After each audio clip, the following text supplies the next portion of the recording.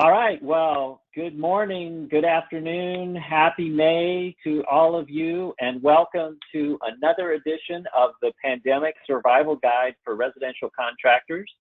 We are into our seventh week, the seventh week of this. So we hope you all had a good week. Had, I think, pretty positive reports from our clients overall. I have to say that after going through this for a while, I think, Paul and David, wouldn't you agree? I think that the general feeling out there, at least among our clients, is still fairly optimistic. I would say it's pretty much the worst is over and it's going to get better.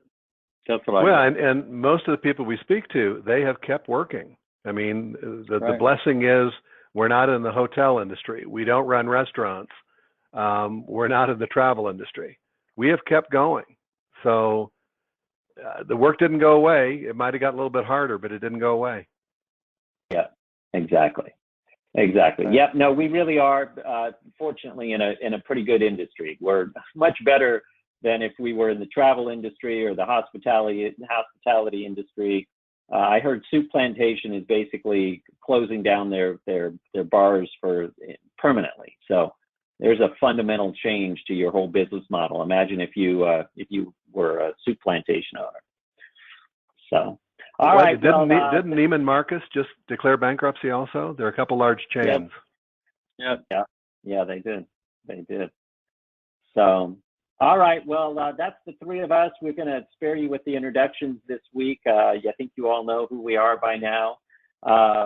We are going to try to go back to our 30-minute session here for this group coach for the webinar here, and try to keep it to that. So moving right along, I'm going to start with my little joke of the week. All right, here's my pandemic joke of the week. So we're into week 7, right, as I said. So week 7 at home, and my dog is looking at me like, you see, this is why I chew the furniture.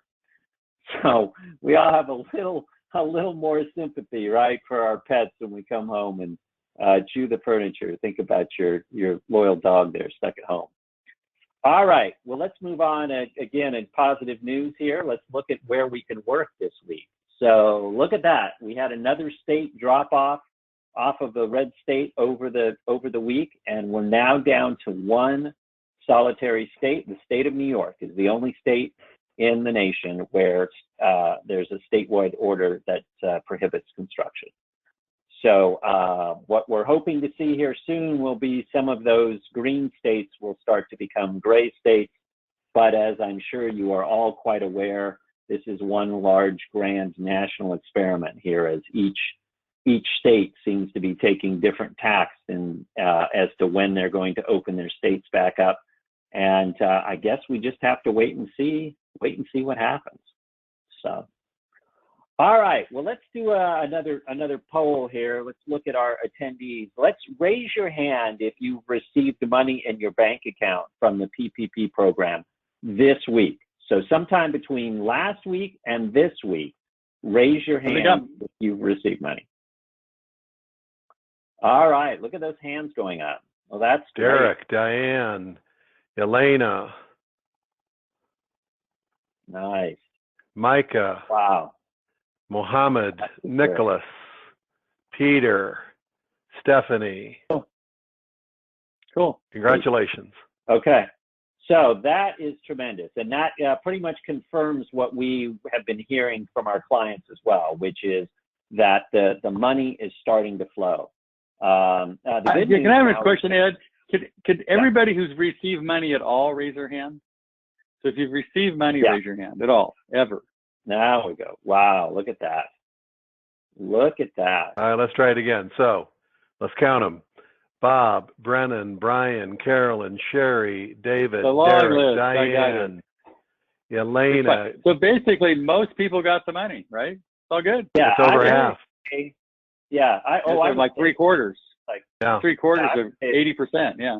80%. I would say 80%. So that and some of those people may not own the business, so that doesn't matter. So most people got the money. Yay! That's the good news. Which is great. That is awesome. So here's the latest that I found from the National Federation of Independent Business. About 3/4 of the PPP money now has been distributed. So the good news, and this is probably why we're seeing a lot more of these hands going up, is in the second round, 90% of the loans were for under 150,000. And that compares to only 74% for the first round. So the second round definitely went to the smaller companies, which is terrific because that was what was intended. We've all heard the stories about the big, whether it was the LA Lakers or Harvard University or the Shake Shack that all got this money. There have also been people that have fraudulently tried to get the loans. And for those of you thinking that there's no one watching them, there has been on Tuesday, the U.S. Department of Justice charged a restaurant owner in Massachusetts for falsifying an application. And they also found a Rhode Island man that was charged for $100,000 for seeking $100,000 to pay employees that he turned out that he did not have. So, all right, well, now we're finding that it's going from have we received the money, and as we can see, about 80% of you have, and now it's turning to this. How are you preparing your accounting to make sure that your PPP loan is forgiven? So this is where, for the 80% of you that have raised your hands and have the money now, this is what you need to start thinking about. So there's still a lot of uncertainty here. Let me go over with you what we know versus what we don't know. So here's what we know. We know that the loan forgiveness is not going to be automatic. You have to request for the loan forgiveness. We also know that forgiveness can be granted for some or all of the principal balance. And we also know that each SBA lender will be responsible for determining the loan forgiveness.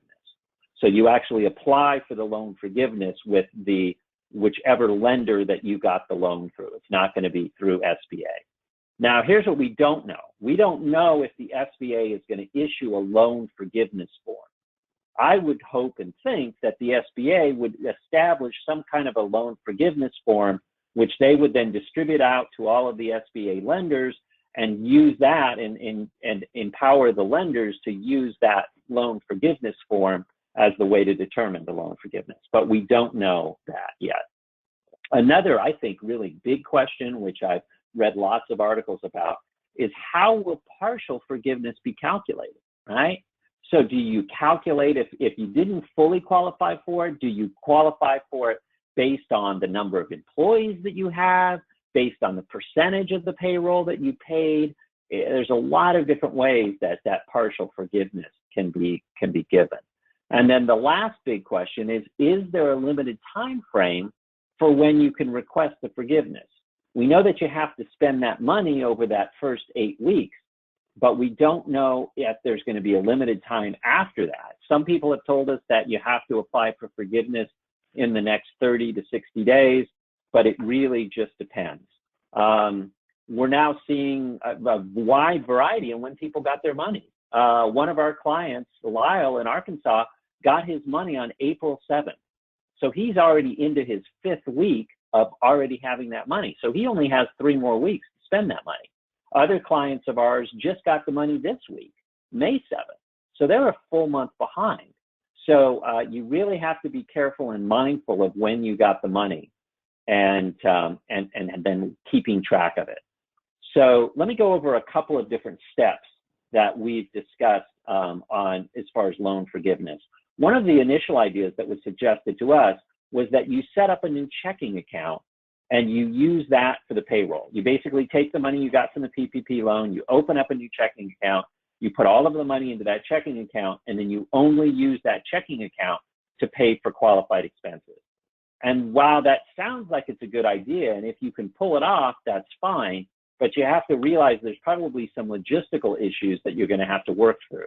The first is that if you're any kind of a business entity, a corporation or an LLC, it's not that easy to open a checking account, right? You have to do some kind of a board resolution. You're probably going to have to fill out some forms, probably going to have to show up in person to your bank, and all of those can be challenges under today's environment. Also, if you're going to do anything with handwritten checks, you're going to need to get checks printed as well. And so that can be difficult. And then if you're using a payroll service, you've got to get them to switch over to the new bank account. So those could be some challenges and some arguments against opening a new checking account. Yes, Dave. Question. So Jim is posting an interesting question here. Could he received or will be receiving the Paycheck Protection Program funds to cover the 2.5 times payroll. Can the PPP funds cover the 2.5 times payroll we paid while the carpenter sat at home? And the answer should be yes, because they're still on your employment roll. Correct. Yeah. And that's, while it may sound a little counterintuitive, that was actually part of the intent when the lawmakers drafted this law. They actually recognized that some people were going to get paid through this PPP program for not working. And they felt that it was more effective to be able to pay them through their existing employer and keeping them employed with their existing employer than having them be laid off and paying them through unemployment. So the lawmakers have completely recognized that you may end up paying people for not working. Now, that being said, I think if you're paying them, you should have have them doing something. Even if you can't have them doing work, have them do some training. I think about every one of your employees can use some kind of training, right? There's lots of resources available for whether it's, let's say you have a cloud-based system, Co-Construct or Builder Trend or whatever. Have them go on and watch some instructional videos so that they can better understand how to use that. Get on and find an instructional video about team building or communication or negotiation. It's a lot. Yeah. I would assume that everybody's back to work except unless you're in New York, right? I mean, everybody's working, so it shouldn't be a problem now. I wouldn't think. Well, except if they're remodelers and their jobs may have gotten canceled because the homeowners don't want them in their houses. So they can work, yes, now, but because of their clients, they may not be able to work on their projects because the clients have chosen that they don't want to continue at this time. So all right. So finishing up with the idea about the new checking account, another approach would be if you have a savings account or you have another existing alternate account, you can transfer the money into that and use that. But again, and we just had a conference call with Diane Gilson, who's a nationally recognized accountant expert, a QuickBooks expert, and works exclusively with the construction industry. She brought up, she said, look, they're not going to ask for your bank statements. They're going to ask for your journal entries. They're going to ask for your ledger statements. They're going to want to see ledger entries of where the money came in and where the money came out. So as long as you're keeping good accounting records and you're having good general ledger entries, you should be fine. You don't have to transfer it into a separate account. Can I give an example? Kelly is really paralleling what you're saying, Ed. And she said, our CPA told us to move the PPP funds into one of our existing savings account and then draw or move to the checking account the money needed each payroll period at the end of the month to the checking account needed for each payroll period. She gave us then a spreadsheet to use for tracking. I plan to provide this tracking sheet to our lender at the end of the 8 weeks. Bingo. Great. Yep, exactly. All right, well, this is, here's a tracking sheet that Diane actually gave us. This was created by FinSync. It's a payroll protection plan loan forgiveness worksheet. And if any of you are interested in getting these worksheets, we can pass them on to you. If you just leave us a comment or contact us afterwards, we'd be happy to pass along these loan forgiveness worksheets. But this is a pretty good one. Maybe a little more complicated. Really depends on the number of employees that you have. Also depends on things like how frequently you pay your employees. If you're paying them every twice a month, it's going to be easier to calculate in some ways that 8-week period. Right. If you're paying them weekly, it's a little more challenging. Yeah. Now, one of the advantages of paying them weekly, though, and I suggest that people go to weekly, because if you're paying on the 8 weeks and you pay every other week, and you pay them the day after the 8 weeks is up for the 2 weeks that they just worked, you may not get compensated for it because it's after the 8 weeks. Yeah. Right. I mean, you got to drive that point home. It's from the day, as I understand it, that the money got in your account, the clock's ticking, and you can request forgiveness from the date the money went into your account until the end of that 8-week period. You can't do it if you hit a following pay period. It must be within that 8 weeks for full forgiveness. So to be really bad, say you paid monthly, and say you paid the last month the day after the 8 weeks was up, you might not get any of that back. So it's sort of weird. So I suggest you pay weekly and make sure that you get all the money in that 8 weeks, because you're going to have to defend. If it's after that 8 weeks, they don't have to give you anything for that amount of money. Right. And okay, our last point on this again is that you really need to ask your bank for the guidelines for the loan forgiveness. Now, most of the banks won't have this information yet. This is something off the Chase website that Paul found, because Paul got his loan through Chase. And you can see right there, it says, we know the loan forgiveness is important to you in your business and you have questions. We will begin to accept loan forgiveness requests when we get additional guidance from the SBA. Please check back on this page for updates. So I'm thinking probably if you're with one of the larger banks, Chase, Wells Fargo, Bank of America, they're not going to have the information. But some of you that are with the smaller local banks probably will find the information sooner. Right. And when we're going to try to, we'll talk in the webinar, but we're going to try to do something to figure out what sort of the average is. Right. And we're going to try to call all you people out there and find out what your bank said. So maybe by next week, we can come up with some kind of consensus of what is actually going to happen. Right now, who knows? Right. Exactly. All right. Enough about loans and aid. Let's move on. I want to talk a little bit about how we all have been feeling here during these last 7, 8, 9 weeks, right?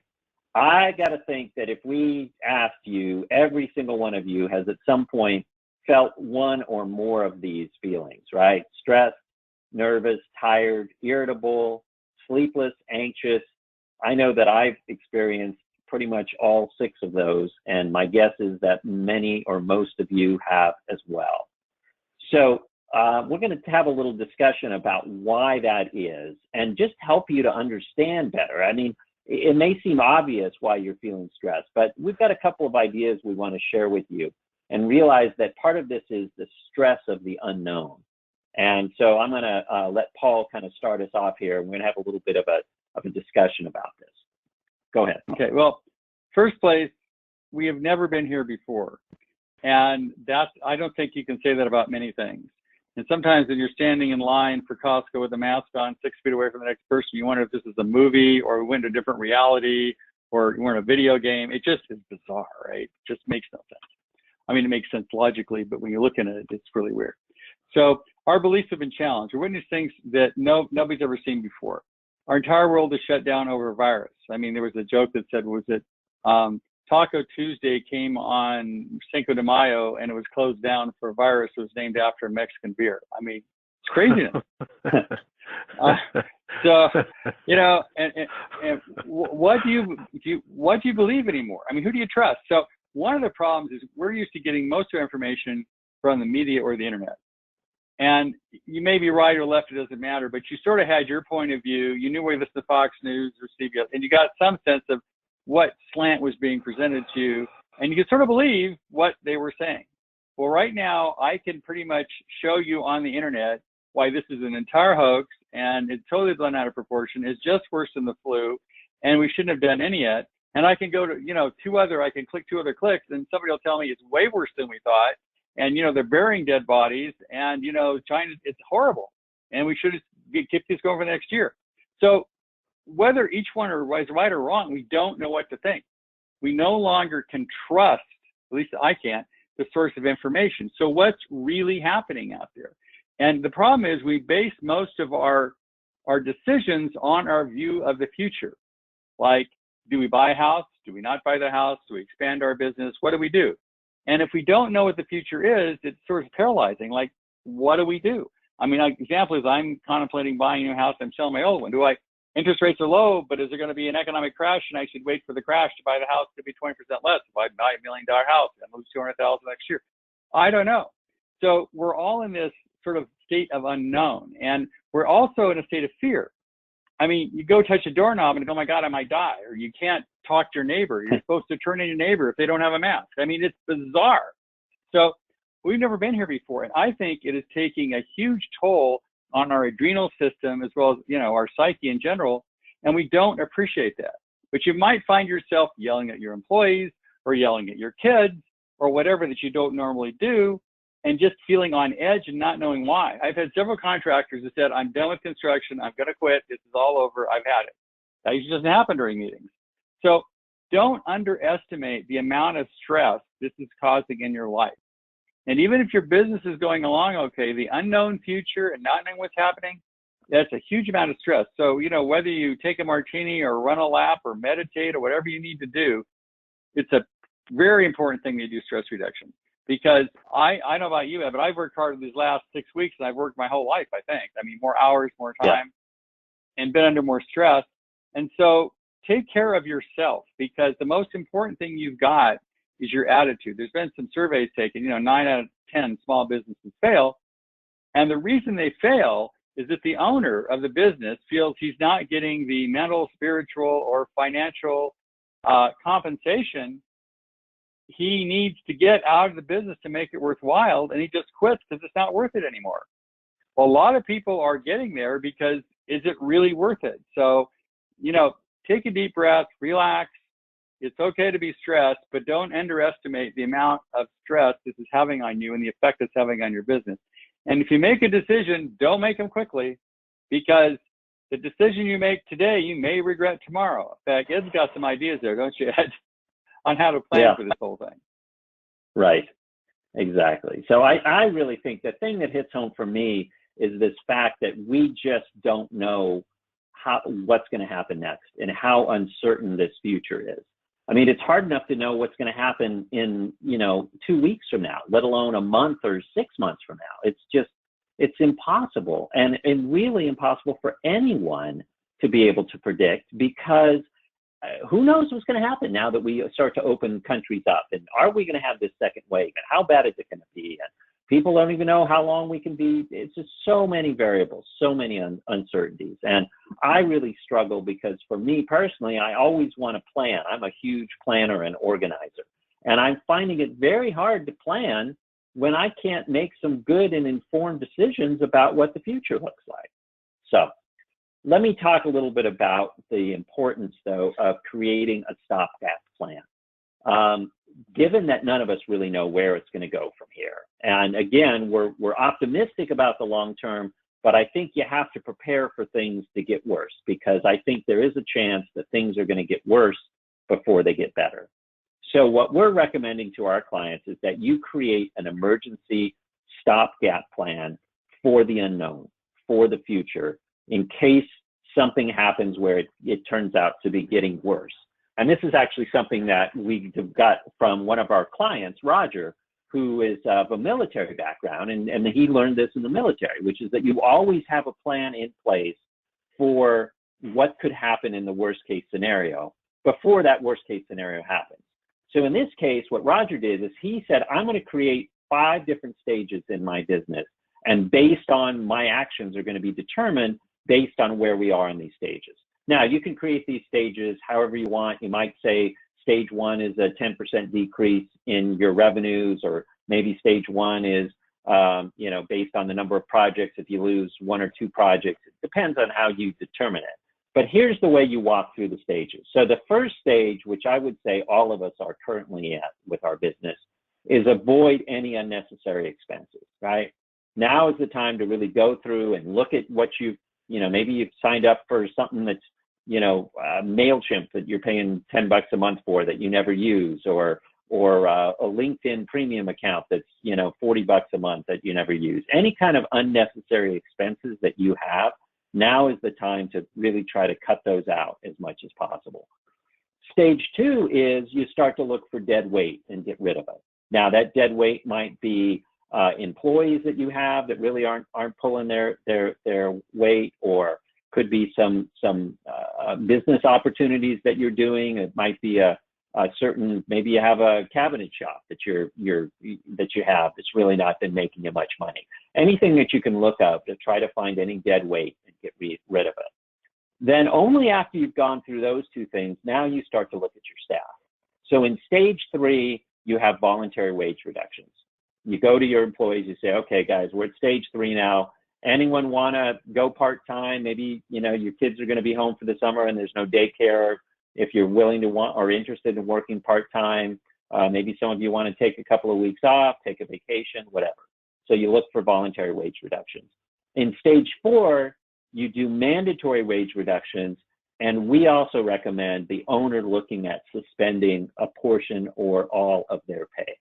There's a great book by Simon Sinek that David was talking about earlier called, what is it? Leaders Eat Last. Leaders eat last, exactly. So I think that it's really important that you as the business owner also show that you're sharing in this downturn as well. And then stage 5 is layoffs, where you actually look at laying people off. Now, here's the way we recommend approaching this stopgap plan. Create this plan now. Create it while you're rational and clear-headed. Don't wait until things get worse and get to these stages. Because believe me, by the time you get to stage 3 or stage 4, you're going to be so panicked and irrational, you may not make a good decision. It's like what Paul said earlier, think about your decision. So make this plan now. Make it before things get worse. Hopefully you'll never get to stage 4 or stage 5, but make the plan in advance. Now, here's another thing. Review these stages with your management team and your employees in advance. Now, this may seem counterintuitive. You might say, hey, I don't want to concern my employees. I think it'd be better if I just wait. It's good that I have this plan, but I don't want to let them know. Actually, it turns out that this will probably reduce their stress because it'll allow them to know what the plan is. Some of your employees might be coming to work now thinking, any day the guy could call me into my office. My boss could call me into my office and lay me off. I don't know what's going on. Where if you develop this stopgap plan and they can understand the stages along the way, then they know that you're not going to get to the layoffs that you've established in stage 5 until you've gone through the other stages. So that actually helps them to prepare. They can go back to their families and say, look, go to their wife and say, hey, my boss went through and we went through this whole plan and we've got these 5 stages and we're not going to have any layoffs until we get to stage 5. And I might have some temporary wage reductions and some other issues first, but I won't have the prospect of feeling and afraid that I could get laid off any day that I come into work. So, all right. Anything to add to that, David or Paul? Oh man, I think I've got some great comments posted. Great. So from John, and John, we actually talked about this. He said, how are commissions and bonuses accounted for? And what was neat is Diane, when we spoke to her, she said to meet the 75% threshold, she's giving herself a COVID-19 bonus. She said, I'm working harder. She is giving her employees a COVID-19 bonus. I think, Ed, you mentioned that a contractor giving their workforce hazard pay. And so once again, these are unusual situations. So as our understanding is, as long as those bonuses and, whatever it is, if it's reasonable, and I think she said defensible, it should be fine. It must be reasonable. Right. I've got a note here from Jim. He said, by the way, Joe Manchin, the senator from West Virginia, is proposing legislation to extend the 8-week forgiveness period to 16 weeks. So That'd be nice, interesting. but who knows? Yeah, but who knows? Right. We've got a note from Ned saying, so if I received the money last week, but the payroll was from 2 weeks ago, will that deduction apply? Ed? The answer is I don't know. Yeah, maybe. So there's an FTE that's going on. We're going to try to figure that out because nobody knows. It's not clear. That's the answer. Bad answer, but that's the answer. Okay. And you said there was a recent update to the EIDL loan. EL, yes. Yeah, EIDL. I forget the exact terminology. But in essence, remember, you could borrow money at some low interest rate. And do you see the note that came out yesterday? That they've limited the EIDL loan amount to $150,000 regardless. So people thought they could PPP up to $2 million. Because I know I got a no. This is the EIDL. But they just changed it. So they just limited the EIDL potential loan to 150. So that was recent. That was done literally this week. And that makes sense. Yep, Jim, one of our clients, I don't know if Jim is on here, but Jim sent us an email this week saying that he had actually applied for $2 million with the EIDL, and all he got was $150,000. So we did have a client that got we did have a client because they got $500,000. It did happen. We have a client that got $500,000. Also, the way they made that work, and if you're applying for the EIDL, you might. I asked this person, Shelley, how she got it, and she said what she did was the website kept crashing during the day. So she went on at like midnight to 1 in the morning on the website so she could fill out all the stuff. And so there's still money left. The website crashes. You might do it, 2 in the morning when there's not so many people on it. But they were funded for $500,000. Now maybe it's only $150,000, but if you're looking to do it, you might consider, getting on the website at 1 in the morning when it's not so crowded. And one more note from Diane. And I have made note of the people who requested the spreadsheets. And she said, she shared those, but for copyright and legal purposes. What I'm going to be sending each one of you is a link to her website. And from that, then you can contact that vendor requesting that spreadsheet. So I did make note of anyone who's requested a copy. I will send you that link to access those spreadsheets. Great. Perfect. All right. And the notes keep coming. Bear with me. Do I have to? Oh, here's a good one. Do I have to pay FICA and other payroll taxes? Take it away. Yes, you do. You have to, you absolutely have to pay FICA and payroll taxes. Now, whether they're calculated as part of your payroll expense, my understanding is that the employee's portion is, but the employer's matching portion is not. For example, just for simple math, let's say that's a $5,000 salary, and the employee only takes home, say, $4,600, right? That $400 that's taken out counts towards it. So the full $5,000 that was paid to the employee counts towards the PPP. But there's then a matching portion that the employer has to pay above that $5,000 wage rate, and that is not included. So Ed, what we're going to do here for the people, we're trying to come up with what the rules are, and unfortunately, you can't call the government because they won't tell you. So what we're going to do is we're going to contact the people who have been to this webinar, and if you're willing to, Roger's going to give you a call and tell us what your bank said. Because hopefully by next week, if the government can't give us some kind of an answer, or at least come up with some kind of consensus, because it's very frustrating knowing what is going to be forgiven or not. Now, this isn't going to be something that's written in stone, but if we contact all of you, and Roger's going to do that, and we get from each of you, like what your bank said, and what this bank said, and what that bank said, maybe we come up with a consensus that makes sense so we can sort of give you some ground rules. That's our hope, but that's the best we can do to try to come up with answers. It's changing. It's changing regularly. We just got a confirmation that the 150,000, the Sherry attended U.S. Chamber webinar, and they have limited the EIDL loan to up to a max of 150. Mohammed is sending a note. Can we use 25% of the PPP funding for paying utilities and interest? So remember, there's 4 areas. Go ahead and spell those out. Spell those areas out, Ed. Right. So it's mortgage interest. It's lease payments, either leasing payments for your office lease or vehicle leases, and it's also for any kinds of utilities related to your office expenses. Right. So those are the added expenses. Right. And keep in mind, it was 2.5 times 8 weeks salary.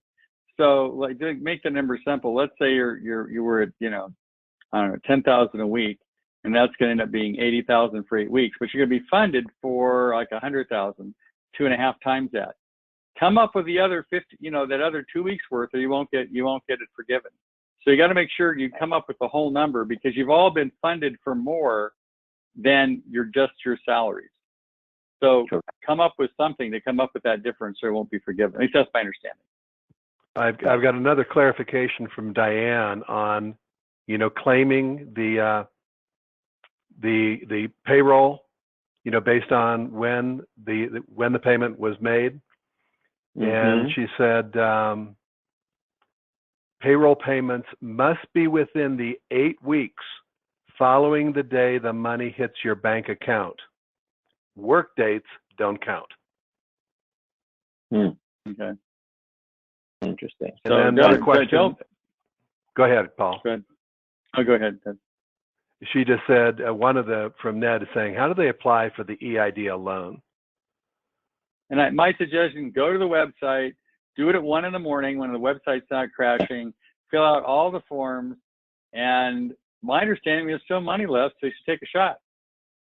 Yeah.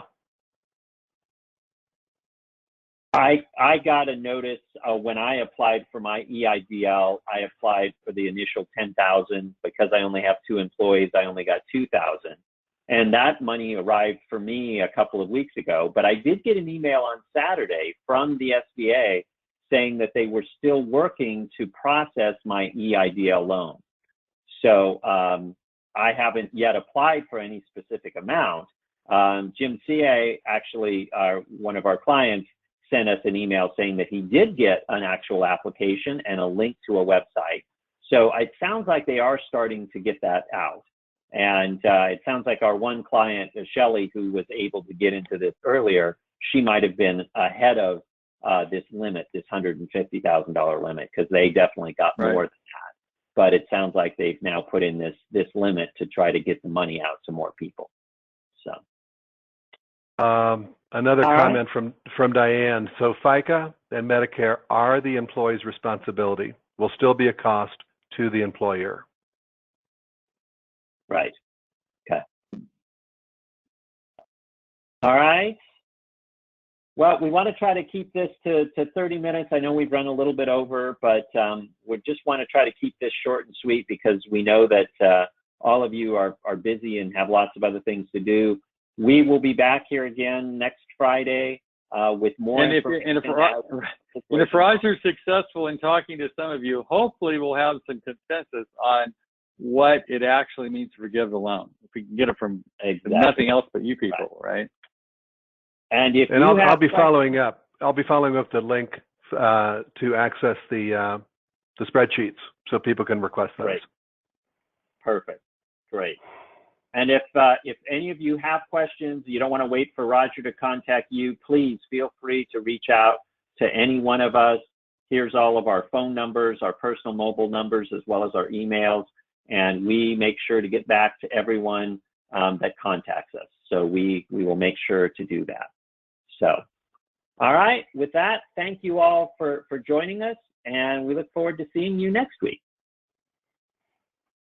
Definitely. Enjoy your week or weekend, as the case may be. Right. Bye-bye.